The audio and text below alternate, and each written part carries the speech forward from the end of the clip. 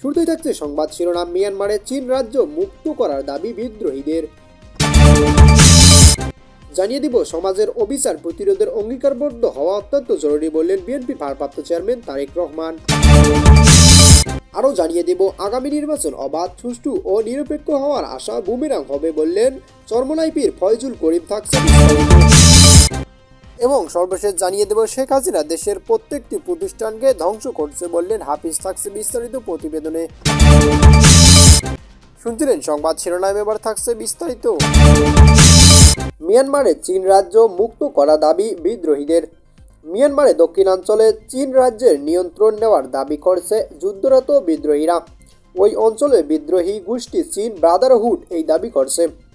বিদ্রোহী গোষ্ঠীটি বলে, সপ্তাহান্তে মিন্দাত ও কানপেটলেট শহর দুটির নিয়ন্ত্রণ নেওয়ার চীন রাজ্যের ৮০% সামরিক জান্তার হাতছাড়া হয়ে গেছে। চীন ব্রাদারহুডের মুখপাত্র ইয়াম্যান জানিয়েছেন, সশস্ত্র এই বিদ্রোহী গোষ্ঠী মিয়ানমারের দক্ষিণাঞ্চল জান্তার কাছ থেকে মুক্ত করছে। এখন বিদ্রোহীরা উত্তরাঞ্চলে ফালাম শহরে জান্তার সর্বশেষ অবস্থান লক্ষ্য করে হামলা চালাচ্ছে। তিনি আরও বলেন, রাজধানী হাক্কা, ফালাম, তেদিম ও থানটালাং শহর জান্তা চলাচল সীমান্ত হয়ে গেছে। এর বাইরে পালেতাওয়া, মাতপি, কানপেটলেট, মিন্দাত ও যুক্ত হয়েছে। কানপেটলেট ও মিন্দাত থেকে গত রোববার সকালে ১৩ জন রাজনৈতিক বন্দীকে মুক্ত করা হয়েছে। সমাজের অবিচার প্রতিরোধে অঙ্গীকারবদ্ধ হওয়া অত্যন্ত জরুরি বললেন বিএনপির ভারপ্রাপ্ত চেয়ারম্যান তারেক রহমান। এদিকে বিএনপির ভারপ্রাপ্ত চেয়ারম্যান তারেক রহমান বলেছেন, মানুষ হিসেবে আমাদের কর্তব্য দেশ, সমাজ ও মানুষের কল্যাণে যার যার অবস্থান থেকে কাজ করে যাওয়া। আশুয়া হিংসা করে সমাজে শান্তি ও পরিস্থিতি প্রতিষ্ঠা এবং সব ধরনের অবিচার নির্মমতা প্রতিরোধে আমাদের সবাইকে অঙ্গীকারবদ্ধ হওয়া অত্যন্ত জরুরি। বড়দিন উপলক্ষে মঙ্গলবার এক বাণীতে এসব কথা বলেন তারেক রহমান। তারেক রহমান আরও বলেন, সত্যনিষ্ঠা, ন্যায়নীতি, শান্তি, করুণার দিশারি মহান যীশুখ্রিস্টের এই দিনে পৃথিবীতে আগমন করেন। বিশ্বের সব খ্রিস্ট ধর্মাবলম্বীর কাছ থেকে এই দিনটি অত্যন্ত পবিত্র ও মহামান্বিত। তিনি এসেছিলেন মানবিক বন্ধনকে আরও সুদৃঢ় করতে। বিশ্বের একটি বড় জনগোষ্ঠীর মানুষ যীশুখ্রিস্টের ধর্ম ও দর্শনের অনুসারী।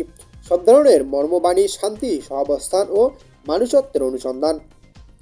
যুগে যুগে মহামানবগণ নিঃস্বার্থ আত্মনিবেদনের মাধ্যমে মানুষকে সত্য ও ন্যায়ের পথে চলার পথপ্রদর্শক হয়েছিলেন। তিনি আরও বলেন, মানুষকে অনুপ্রাণিত করেছিলেন অসত্যের বিনাশ সাধন করে উন্নত নৈতিক উৎকর্ষতা অর্জনের মধ্য দিয়ে সমষ্টিগত সুখময় জীবন তুলে ধরতে। মহান যীশুখ্রিস্ট একইভাবে তার অনুসারীদের নিরলস একনিষ্ঠভাবে মানবপ্রেমের উদ্বুদ্ধ করেছেন। শুভ জন্মদিন, শুভ বড়দিন একটি সার্বজনীন ধর্মীয় উৎসব, আর এই উৎসবে মানুষের আনন্দময় সত্তার জাগরণ ঘটায়। উৎসবের মর্মস্থলে রয়েছে সম্প্রীতি, সহাবস্থান ও শুভেচ্ছা। তিনি আরও বলেন, মহামানবদের জীবন দর্শন যথাযথভাবে উপলব্ধি করতে পারলেই মানব কল্যাণে নিজেদের সম্পৃক্ত করা সম্ভব, আর তাহলেই স্রষ্টার সন্তুষ্টি অর্জনে আমরা সক্ষম হব। আমি বড়দিনের সব কর্মসূচির সর্বাঙ্গীন সাফল্য কামনা করি। আগামী নির্বাচন অবাধ, সুষ্ঠু ও নিরপেক্ষ হওয়ার আশা বুমেরাং হবে বললেন চরমোনাই পীর ফয়জুল করিম। এদিকে ইসলামী আন্দোলনের বাংলাদেশের সিনিয়র নায়েবে আমির মুফতি সৈয়দ মোহাম্মদ ফয়জুল করিম শাইখ চরমোনাই বলেছেন, দেশের মানুষ জানমালের নিরাপত্তাহীনতায় দিন কাটাচ্ছে। ৫ আগস্টের পূর্বে সাধারণ মানুষ আওয়ামী লীগ ফ্যাসিস্টদের নিপীড়নের পতিত হয়ে বৈষম্যের শিকার হতো, আর এখন বিএনপির স্থানীয় কিছু নেতার লোভ লালসার পূরণে স্থানীয় প্রশাসনের সহায়তায় নির্যাতিত হচ্ছে। দেশে নতুন উদ্যমে চাঁদাবাজি ও ছিনতাই শুরু হয়েছে। শাইখে চরমোনাই বলেন, প্রশাসনের উঁচু থেকে নিচু পর্যন্ত লেভেল প্লেয়িং ফিল্ড তৈরি করা সম্ভব না হলে নির্বাচনের পরিবেশ তো দূরের কথা, স্বাভাবিক জীবনযাপন এবং ব্যবসা প্রতিষ্ঠান পরিচালনা কঠিন হবে। চাঁদাবাজ, দুর্নীতিবাদ ও সিন্ডিকেটের দৌরাত্ম আরও বৃদ্ধি পাবে। কালো টাকার ছড়াছড়ি ব্যাপক হবে। আগামী নির্বাচন অবাধ, সুষ্ঠু ও নিরপেক্ষ হওয়ার আশায় বুমেরাং হবে। পল্টনস্থল আইবি মিলনায়তনে ইসলামী ছাত্র আন্দোলন বাংলাদেশ কেন্দ্রীয় কমিটির পরিচালিত সভায় প্রধান অতিথির বক্তব্যে তিনি এসব কথা বলেন। ইসলামী ছাত্র আন্দোলন বাংলাদেশ কেন্দ্রীয় সভাপতি ইউসুফ আহমেদ মনসুরের সভাপতিত্বে অনুষ্ঠিত সভায় বক্তব্য রাখেন সহসভাপতি মোহাম্মদ মুনতাসির আহমেদ ও সেক্রেটারি জেনারেল শেখ মাহবুব রহমান। চৌদ্দগ্রামে মুক্তিযোদ্ধার গলায় জুতার মালা পরানোর প্রসঙ্গে তিনি বলেন, ওই মুক্তিযোদ্ধা যদি কোনো অপরাধ করে থাকেন তবে তাকে আইনের আওতায় এনে দৃষ্টান্তমূলক শাস্তির ব্যবস্থা না করে কোনো নাগরিক তার গলায় জুতার মালা পরানোর ঘটনায় কোনোভাবেই সমর্থনযোগ্য নয়। এই ঘটনার সাথে জড়িতদের অবিলম্বে আইনের আওতায় আনার জন্য সংশ্লিষ্টদের প্রতি আহ্বান জানান।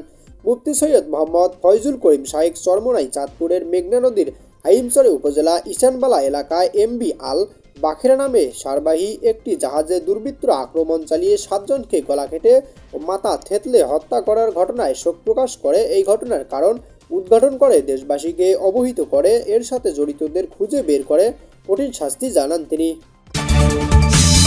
শেখ হাসিনা দেশের প্রত্যেকটি প্রতিষ্ঠানকে ধ্বংস করছে বললেন বিএনপির স্থায়ী কমিটির সদস্য মেজর হাফিজ উদ্দিন আহমেদ বীর বিক্রম। তিনি বলেছেন, বিখ্যাত স্বৈরাচার মাফিয়া নেত্রী শেখ হাসিনা যেভাবে বাংলাদেশের প্রত্যেকটি প্রতিষ্ঠানকে ধ্বংস করে দিয়েছে, এর সংস্কার করা প্রকৃতপক্ষে একটি কঠিন কাজ। এই কঠিন কাজটি যদি জনগণ সমর্থন দেয় তাহলে জনগণের সমর্থন নিয়েই বিএনপিকেই করতে হবে। রাজধানীর একটি হোটেলে ঢাকা মহানগর উত্তর বিএনপির উদ্যোগে জিয়া আন্তঃথানা ফুটবল টুর্নামেন্ট 2025 উপলক্ষে ট্রফি ও জার্সি উন্মোচন অনুষ্ঠানে এসব কথা বলেন মেজর হাফিজ। এদিকে প্রধান অতিথির বক্তব্যে মেজর হাফিজ বলেন, গত 17 বছর ধরে আওয়ামী লীগ স্বৈরাচার দুঃশাসনের জন্য আজকে তাদের কঠিন পরিণতি হয়েছে। এই পরিণতির জন্য আমরা তাদেরকে শাস্তি দেইনি, তাদের শাস্তি আল্লাহর তরফ থেকে এসেছে, গজব পড়ছে। আমাদের দায়িত্ব হলো দুর্নীতিগ্রস্ত লুটেরা মাফিয়া দল যাতে বাংলাদেশে আর ফেরত না আসতে পারে। তিনি আরও বলেন, ক্রিয়াঙ্গর সাংস্কৃতিক জগতের সুবাতাস বইতে একাই বিএনপির আগামী দিনের প্রমাণ করতে চায়। তবে যার সূচনা হচ্ছে এই ধরনের ক্রিয়া ও সাংস্কৃতিক কর্মকাণ্ডের মাধ্যমে আমাদের সামনে এগিয়ে যেতে হবে।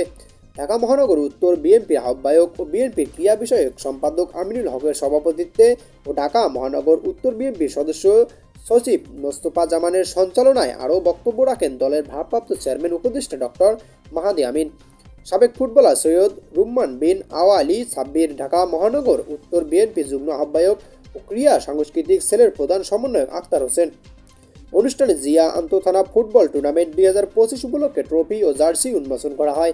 ঢাকা মহানগর উত্তরে 26টি থানাকে 8টি গ্রুপে বিভক্ত করে কোয়ার্টার ফাইনাল, সেমিফাইনাল খেলার পর 2টি দল নিয়ে ফাইনাল খেলা অনুষ্ঠিত হয়। খেলাগুলো ঢাকার মাঠে দেখা যাবে। জিয়া আন্তঃথানা ফুটবল এই টুর্নামেন্টটি প্রতি বছর অনুষ্ঠিত হবে বলে অনুষ্ঠানে জানানো হয়েছে।